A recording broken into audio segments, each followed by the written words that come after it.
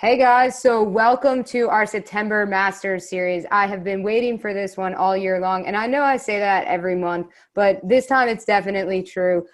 Because in my eyes, if someone were ever to ask me, "Hey Alyssa, list off who you think is the best minds in the industry," Seth Price would not only be on that list, but he would be at the top of that list. So we are so lucky to have Seth Price. He is an expert in all things branding, has been a mentor of mine for I don't even know how many years at this point. But I think especially this is such an interesting conversation. So I'll go into introducing Seth a little more in a second, but to give you some background, Seth. So last month we talked a lot about personal branding and how online is evolving personal branding, and with everything happening in the real estate industry right now with acquisitions and partnerships and whatever it may be, why personal branding is so much more important than ever before. So I think our conversation of tying in how consumer behavior has changed and why that personal branding is so important is just such a timely follow-up. So Seth, for those folks who have maybe been living under a rock and don't know who you are, tell us a little bit about yourself so they can get to know you as well as I do. So I have run marketing, sales, and now my title is VP Creative at Playster. We create websites and we try and do a job at helping folks create their brand online. And I have done this for multiple companies, but this role in particular is really about diving into the real estate space, which is so personal, more than most industries, even though regardless of the industry, how you connect on a human level is so valuable.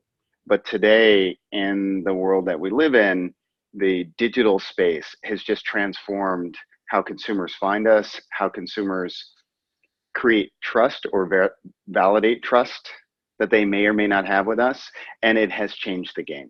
So that's what I spend my time focusing on, thinking about how to design a brand so it engages with people wherever they happen to be.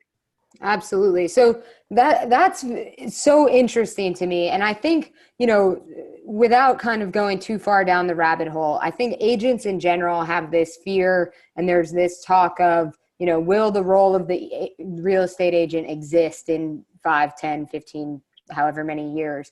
And what I think is so interesting is I think there's kind of this line of folks that understand that consumer behavior has changed in terms of how people find us, and consumer behavior has changed in terms of how people buy things. And I think the two are two separate things. In terms of how people find us, tell me a little bit about what has changed. And then I'm curious, what do you forecast is changing or will change in the near future? Well, I'd like to address the sort of fear of real estate agents going away first, because I think that's a big one that is not just impacting real estate agents. So I don't believe, and the data doesn't suggest, that people who buy and sell homes are going to do that 100% digitally. One, for all the reasons that we know. I mean, it's a massive financial transaction, and there are lots of details involved in that transaction, and it's hard to be an expert at all of those details. So that's its own thing. But the competitiveness that exists on an individual level between agents and brokers, that's always been there, but now we have digital, artificial intelligence, and I'd say the individuals that work in organizations that have funding that is increasing the level of efficiency of some in the market. And so what you have is this lopsided curve, which is the majority of transactions are happening by fewer and fewer individuals in the market. And so what I see happening in the future, and this may be 5 years, it may be 3 years, is that you may still have a lot of agents in the market, but it will be the few that are investing in their brands, investing in technology, and investing in systems that are going to dominate the local markets in which they work. Because without that, without the systems to stay in touch with your sphere, without the systems to touch all of the social, places, watering holes that people go to, and without the data to understand who should you talk to today, as opposed to wasting your time talking to someone who's not going to buy for 2 years. Without all that information, it is very hard to compete with the professionals in the space. And I think that it's just a wake-up call in general. Like, pick an industry. Yeah. There's no guaranteed path to success today. You have to pick an industry, and then you have to be really good at what you do, and you have to be somewhat lucky. Yeah. And likable, not and likable. I mean, which those three things or four things don't oftentimes happen all together. So I think that's such an interesting point. And what I like about this is, so often in the past, there was this conversation just about company and who you're affiliating with and the value that brand brought to you. And to me, consumer behavior has sort of fueled this shift in conversation and at the very least in thinking of personal brand. And I think you are who at one point said it best to me of, your personal brand is not just what you say or do, it's everything you don't say and don't do as well. And you really want to be the voice that tells that story, because if you are not, someone else is. Consumer or perception. It's not told at all. Exactly. And it doesn't exist. Or worse, it's told negatively or in a misunderstood way. And I think, that for me has been so huge of, yes, I still do believe that companies and who you're affiliating with do bring value and it matters. But I also think, much more importantly is your personal brand and what you are bringing to that company and how you can leverage both to create a much better experience for the consumer. And don't you think, isn't that really what consumers are looking for now? That it's less about, I want to affiliate or I want, such and such agent with such and such reliable company that I've seen so many commercials or signs about for so long, and more about, I want to know what this individual at that company will do for me, because it's much more of a high touch experience than it's ever been. Yeah, I mean, I think a few things have happened. We have content overload. So some call that content shock. We have information overload. If you think of just in 2017, there were 5,850 shows that were created. And when I'm talking about shows, we're talking movies, shows, hour-long specials. That's 5,000 options created in 1 year alone for us to channel surf with and probably not watch the entire thing.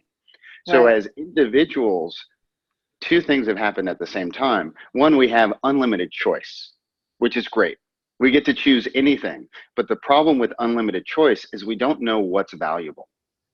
And so we rely on these personal relationships to give us the sense of connection and trust, because just because you can search on Google and find a million results for a search, it's hard to tell which one of those are more valuable than another. And so that is the opportunity for the agent today, is you don't have to be a digital native. You don't have to necessarily align with the perfect brand. You don't have to have all the money in the world. You just have to be committed and consistent to build your brand with the people that matter in your market.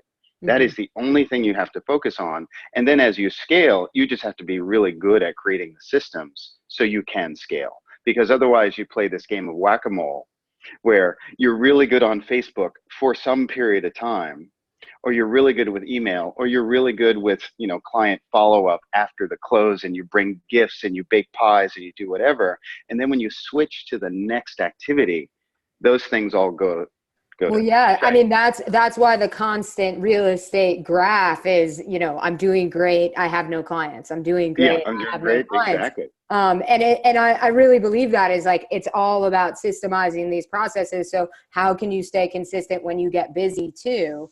Yeah. And I mean, that's why we see so much fallout and things like that. So you mentioned Facebook, and I think that that's a big part of it, because when I mean, I'm kind of a self-described millennial, but Yeah. I think I fall into that category anyway. But to me, while I don't believe all of the stereotypes about millennials, I've never lived in my parents' basement. I've owned my own home. I've done all of the things that they say that I won't do. Yeah. But I do think there's something so incredibly powerful about this idea of social selling Yeah. and working with people that are in my sphere, whether it's in real estate or anything else. Talk to me a little bit about where social media has created such a huge opportunity for your brand and to connect with others. Yeah. I mean, if you think about when you're selling to individuals, so it's not like we're selling enterprise software and we go and we sell to a company. We pick the Fortune 2000 and we figure out within that organization who are the decision makers. Are they IT? Are they VPs? Or, whatever area they're in, and we try and target them. In this particular realm, the people that generally want to buy in an area are in that area, most of them, or they're traveling to or moving to that area. And they don't have a lot of information about the area. They may have a lot of information about properties. They may be able to search about schools. They may be able to search online and find details, but it's like traveling.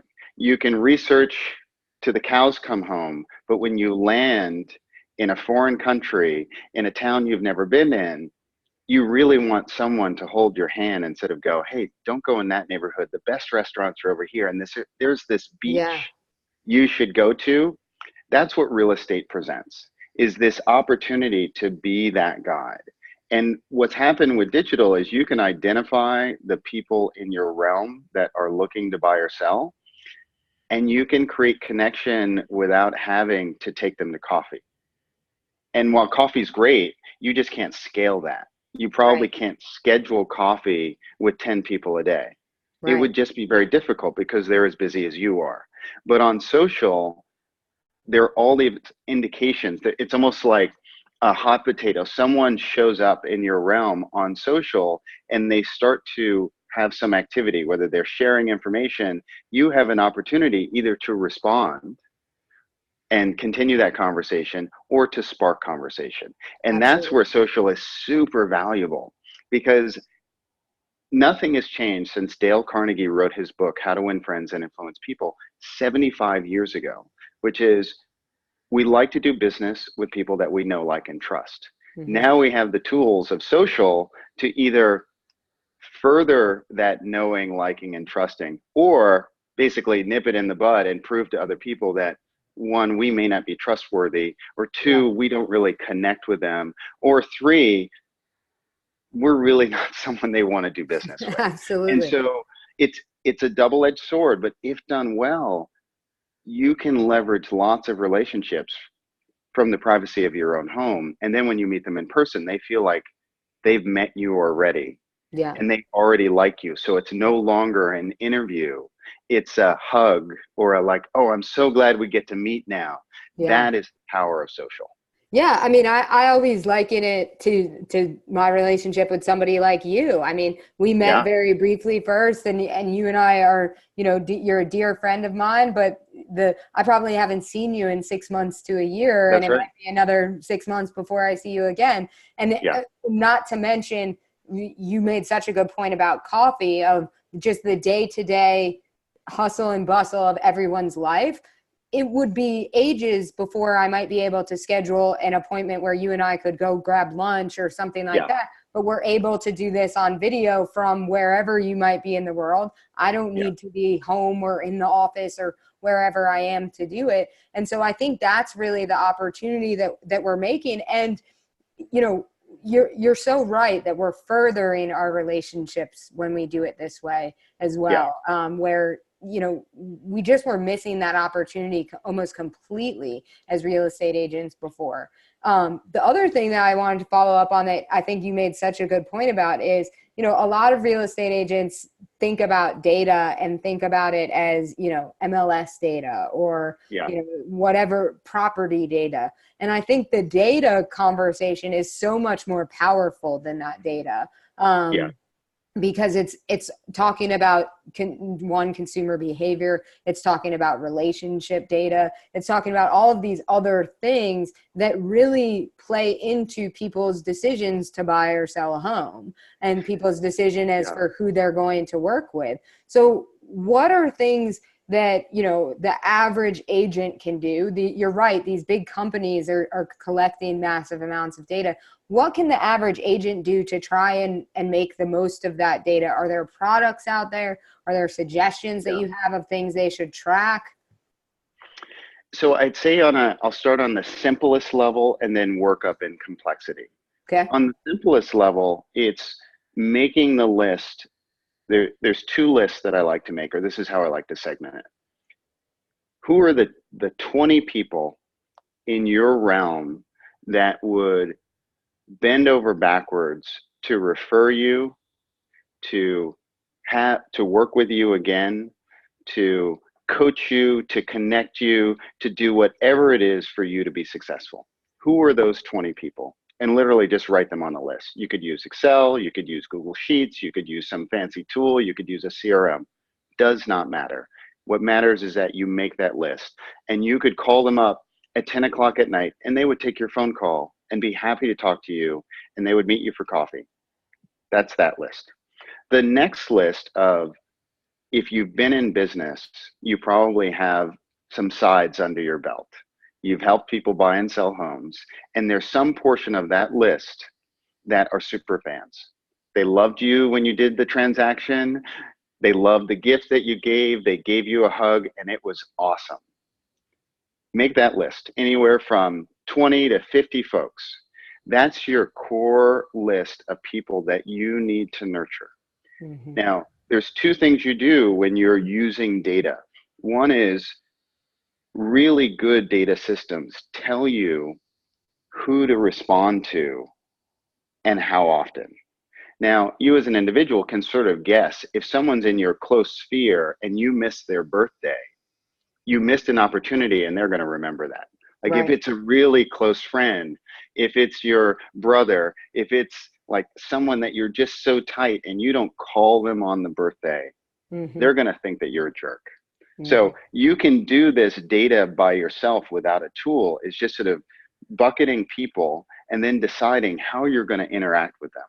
And then what happens is, as you stay in touch and as you serve them in a way that fosters that relationship, whether it's in person, whether it's via email, whether it's via the content that you create or your social interactions, they are more likely to remember that you're the person to work with. And so that's just, the numbers play out, and whether you're using a sophisticated analytics tool or whether you're doing it on a spreadsheet with just, a pencil and a piece of paper. And from there, you can start to get better. So then you can start to think about, how do you leverage the content or the information that's interesting to the different groups that you serve. So you've got buyers and sellers. Some of them are investors from out of town. Some of them are local. Some of them have families. And thinking about tagging them in ways that you can serve them the right information at the right time. So you're not giving someone local information who happens to be an investor someplace else. Right. They don't really care about the farmer's market. Right. Like, they just don't. They care about the market. Yeah. They care about whether their investment is doing better. They care about whether there's other opportunities. And so that's where data becomes really, really good. And not even only that, I think it becomes, as you say, it's a double-edged sword. If you're not playing that game right, it's not only do they not care about it, it can be alienating to them. Oh, 100%. They can say, this person doesn't get me, I'm not going to work with them. So I think you're totally right of, it's the differentiator for you. Yeah, I mean, so long ago, I had an investment property, and I sold it. And I knew that I needed to do a 1031 exchange. And I was introduced to this very lovely woman who I liked. So we had the personal connection. And I told her what I was interested in. And she put me on a mailing list that had to do with single family homes. But I was a multifamily investor. And the information that I wanted, 1031 exchanges, I didn't expect her to be an expert, but I expected her to connect me to the With people who somebody were who was, experts. yeah. She failed on all accounts. Super nice, very attentive. Like, she got back to me like immediately, but I got zero of the 1031 exchange information. Mm-hmm. And the property information that I got was misaligned. Right. It wasn't what I was looking for. I didn't want a single family house. I already had one. I wanted to know more about multifamily houses and what I was going to do that 1031 exchange with. Absolutely. And so that's where data is so incredibly valuable, because all of a sudden her credibility went in the toilet, even though she's intelligent, personable, responsive. She checked most of the boxes. Absolutely. And dropped off on the most important box to me, which was that I got the right information that I wanted. Right. And I think, so for an agent that's just getting started doing this, one thing that I always tell people is, you made such a good point. You didn't expect her to be an expert. You just expected her to direct you to somebody who might be. That's it. And I think the other question that I would have for you about that is, so had she provided not the right information and then followed up and said, Seth, is this the sort of thing you were looking for? I don't think you wouldn't have been put off by that. And it probably would have fixed the problem that she had sent you the wrong information, because she's still trying to solve your problem. Yeah. And really I think great. that we're so afraid to do that, where we're so like, we want to be the expert, and we've been told for so long, you have to position yourself as the expert. And the reality is, 1, you're not an expert in everything. 2, you're never going to be. And 3, it's okay to position yourself and say, how am I doing? Am I delivering what you want? That is 100%. So the difference between a team that has a whole bunch of data at their beck and call, and an individual that asks really great questions of their consumer is not that vast. Yeah. If someone were to ask me, that agent were to say, hey, I'm not an expert at 1031 exchanges. I don't even know who that expert is, but I'm going to spend the next 48 hours and I'm going to find the best people for you to work with. Absolutely. That's literally, that's all I wanted. I don't have time. The trade-off in me working with someone else is that they are leveraging their time, their subject matter expertise, and their drive to make my life easier and help me answer questions. Absolutely. Now, what data does is, if you have a bunch of great analysts, we're using social data, using public records data, using MLS data to try and surface that up programmatically. But even then, you can have a ton of data and it not be presented in a useful way to the person that actually needs it. So I like the questions. If you ask questions to your customer, you're going to find out what they really want. Absolutely. The analogy I always use with clients, and I think this is just so helpful, if I'm just one of those people that like needs that picture painted for me, is it's no different than playing the children's game, Guess Who? Is it a man or a woman? Okay, you're putting all the men down because you know it's a woman. Is she wearing glasses? Like, you're asking all of these questions so that then you can make the right guess. And really what we're doing, if you're not utilizing that data, is not only are you risking not connecting with people, but you're quite literally playing Guess Who. You have no idea what you're trying to deliver. And I think, honestly, what I find so interesting about this data conversation is I get agents come to me all the time. I know you do as well, that ask, what sort of content should I put out there? Yeah. And I always tell them, I can't tell you. I can tell you what sort of content is helpful oftentimes, but you really have to know your sphere, your audience, before you can ever talk about putting out content, because it 100%. has to be relevant to them. It has to Yeah. be valuable. And I think the mistake, and where so many real estate agents have fallen behind, is we were mistaken all along if we ever thought that property data was our value, because now that those are the agents, that anyone that thought that property data was the value they were putting out there, those are the agents that are going to get replaced, because clients can find it now. Well, I do. So there's a nuance to that. So I agree with that. The nuance is that if you can curate property data in ways that I find interesting and useful, because I don't have time to read all of it. Yes. So I would totally agree with that. I don't have time to read it. Yes. Tailored property data. That's but again, right. like an MLS auto search, probably not going to hit on all cylinders. However, when you first meet somebody, setting up a generalized search and then asking those follow-up questions, following up on a weekly basis or every so often, saying, hey, Seth, I know I've been sending you a bunch of houses. It's probably overwhelming. Let me know some of the features that you like or don't like, and I can get you a more tailored list. That's exactly right. Back to you, and then they will tell you what content they want. Especially, I think, in this day and age, don't you find that one of the things I've noticed about consumer behavior is, initially it was, give me more information. I want to have access to it. Now it's almost, I have too much information. Yeah. I only want you to give me some information. And so we're kind of, that's where we don't really know what to do. And my point is, you can really set yourself apart when you can help them dig through that information. 100%. It's not about giving the data. It's about providing the insight, showing the data through the context of what they're trying to look for, right? And doing exactly what you said, which is, you set up the property alerts, definitely a super valuable activity, but check in and then alter the property alerts. Either your system should do that based upon the user's search. That would be ideal. But even then, checking in with the consumer and going, hey, I've been sending you these types of houses. I see that you're looking at some of them.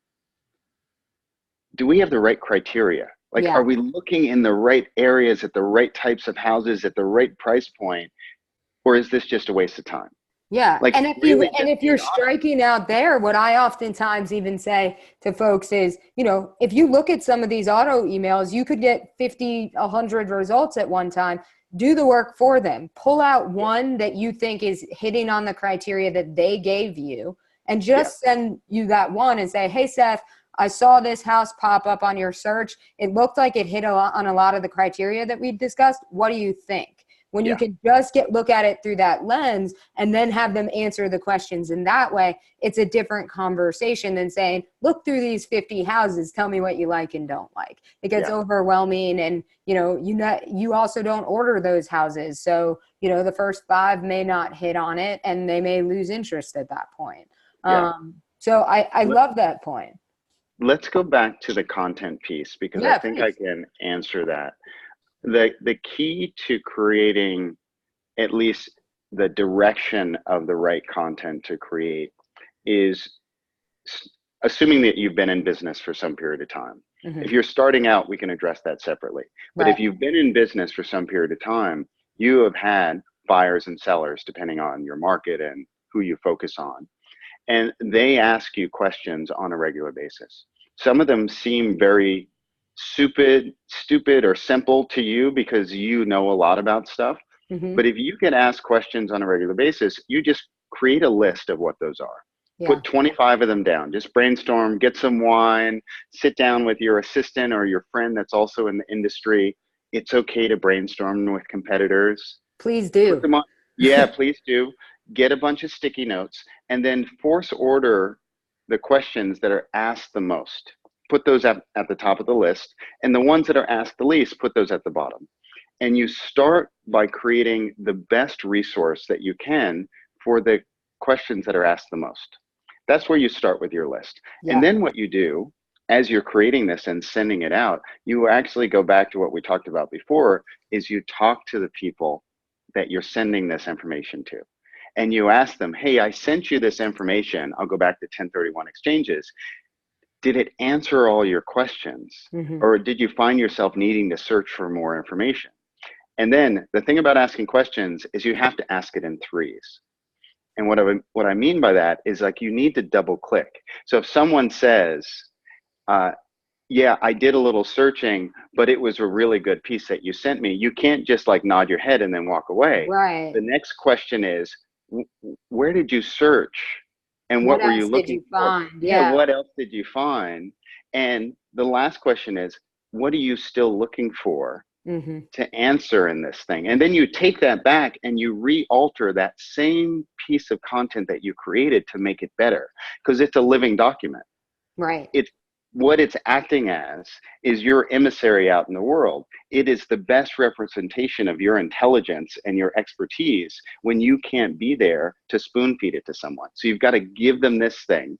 And if it's really, really good, by proxy, Yeah. it is representing you in a way that says, oh, this person did the research. Oh my Mm-hmm. God, this is really well done. Now, where it falls down is if you think you're going to outsource this to Bangalore or some service that is automatically going to create the content and you don't edit it, Mm-hmm. that's where you fail, because there's no way that they can know your customers and your market and the expertise that people need as well as you can. Absolutely. And I love your point of asking that question in threes and following up on what they found. So oftentimes what I would do with clients is say, oh, what'd you find? Would you mind sending that to me if it was so Oh yeah. helpful? I mean, Yeah. then you can evolve it over time too. And like I also think that's a good practice of establishing your relationship and establishing this as much more of a partnership. So like they Yeah. may need to bring something to the table here too, and not Exactly. just, your We're hand. searching together. I mean, the Yes. difference with today's consumers is it used to be that consumers were misinformed or ill-informed. Mm-hmm. And today, people are smart.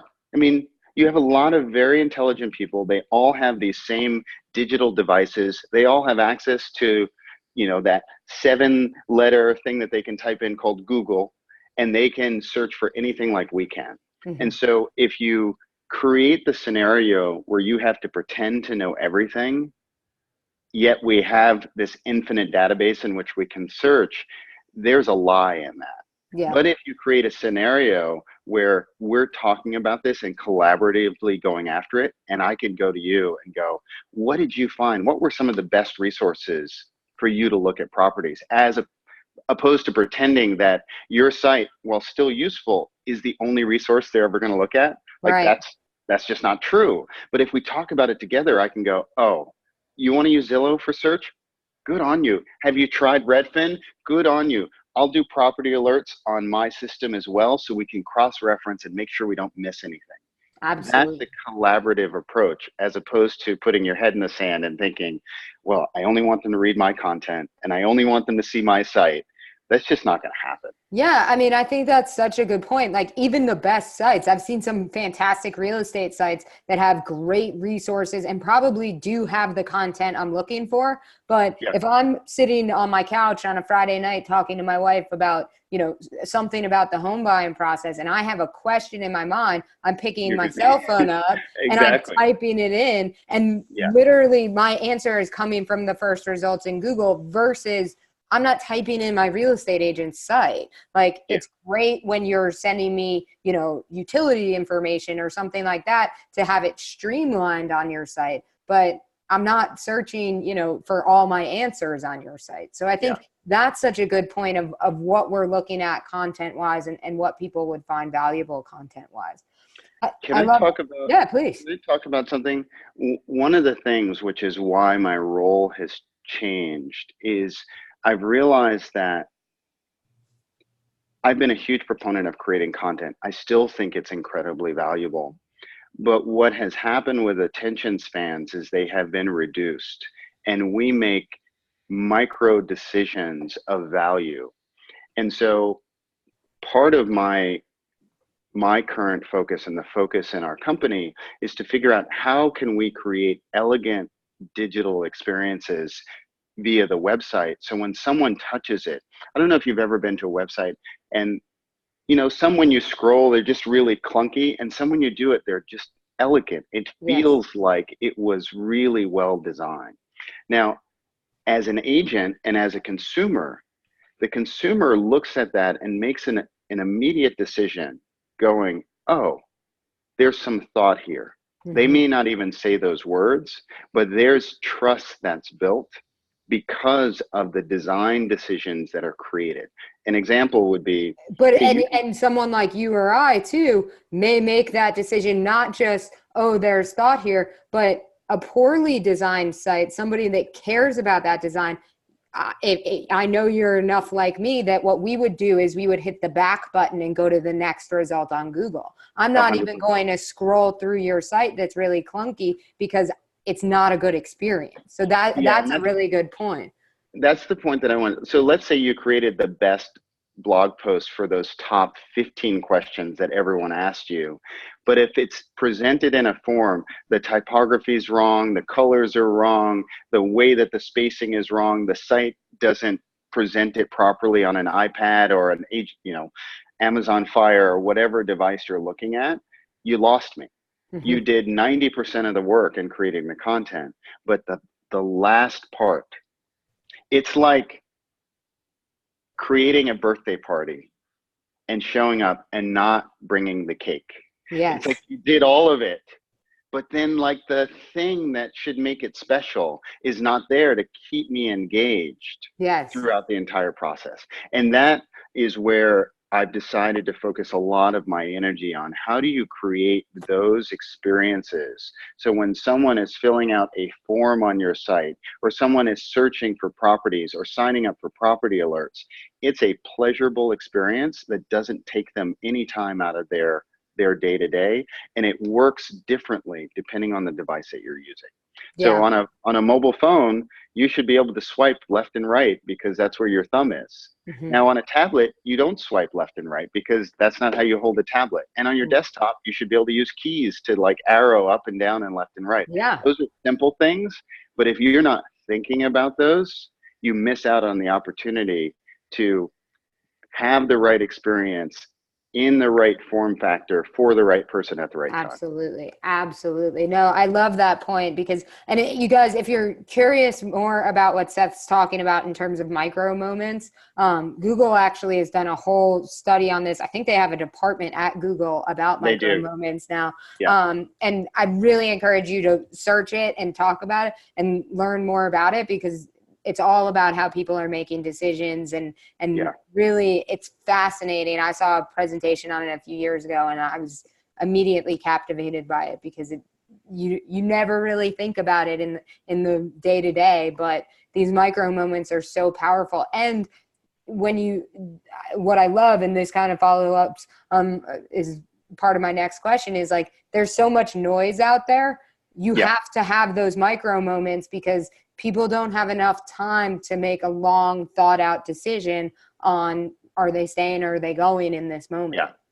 So those micro moments really are so impactful because that's how you're going to cut through the noise. That's what's going to be that breath of fresh air as the consumer is interacting with you. I love that. So Seth, if somebody could take one thing away from our conversation, I mean, I know you and I well enough to know that if I don't cut this off at some point, you and I could talk about I could keep going. I mean, literally, I could keep going all day. I know. And you and I have had hours and hours of conversation on this. But if somebody was going to take away kind of a tidbit of our conversation, what do you think is really important that somebody could go out and do today to try and really appeal better to changing consumer behavior or to prepare for future changing consumer behavior? So I can't say one thing. I'm going to have to I know. it's three. Okay. But they're all connected. So I would go back to the thing that I said before. Everyone has a database of some sort, whether it exists on your phone, whether you've got a CRM or multiple CRMs that you've listed, whether it's all of the transactions in some files in your drawer that you did over the last, 3, 5, 10 years. Right. Make that very short list. And then this is the action is contact that short list and go, we haven't spoken in a while. I'm, you know, really doubling down on my career. I'd love to spend some time and get your advice. And now the reason that you asked that in that way, you've determined that these are super fans already. These are people that would already bend over backwards. So asking for advice is not asking for a referral. Do you have a listing? Do you have someone who wants to buy or sell? Because you don't do that to your friends in that way. Asking for advice allows you to create a moment to take them out to coffee, because it's a very short list. Take them out to lunch, meet them at the park, go for a dog walk, whatever the thing is, catch up with them, find out what's going on in their lives, and say, hey, the reason I wanted to talk to you is I really made a commitment to build my business. And one of the things that I'm trying to do is to figure out better ways for me to stay in touch with people. And two, how do I expand the core business that I have? You ask those questions to people that care about you, they are going to think long and hard. And then you can just drill down. It's so easy. They are willing participants. And that's how you rekindle a relationship with people that are most likely to refer you or do business with you again. And then as you have more time, you just expand that list. And it is a scalable process. So I know that like when Seth talks about this, guys, it sounds a little scary. It's a little nerve wracking of like, how many, like, I'm so busy, how many coffee dates, how many lunches can I fit in? And I tell people all the time, like, start with a list of 12 people and do it once a month. Then get it to 24, do it twice a month. You want to do a lunch or a coffee once a week, you'll still hit 52 people. And so we're not asking every day. We're not saying, you know, and what I find really interesting, and I mean, you know that I'm a zealot about time management and things like that, is just have it Wednesdays at noon. And always the same day, but it's a different person each Wednesday. And I mean, that's sustainable, that's scalable. It's something that you can absolutely implement in your business. So Seth, I think those are such good points. Again, I know that you and I could sit here and talk all day about it. Thank you so much for joining us. One of the things that I did not mention about Seth, I'm working from home today, but it is in my office, is Seth's amazing book on personal branding called The Road to Recognition. If you don't have it, pick it up. The link will be below when I post this in our content library. But really, that book is it truly is an A to Z guide of how to go about branding yourself and your business. And I think it's just everything in it you can go out and you can do today. So Seth, it's a fantastic book. Go buy Seth's book. It'll make him happy. And when you do, don't forget to leave a positive review on Amazon or wherever you buy it, because that's always a good thing. Seth, again, thank you so much for joining us. My pleasure. I hope I will get to see you soon. But maybe in New York. Yes, maybe in New York. But in the meantime, take care. Thank you again. We so appreciate it. Awesome. Bye, everybody. We'll see you next month. That is great. Awesome.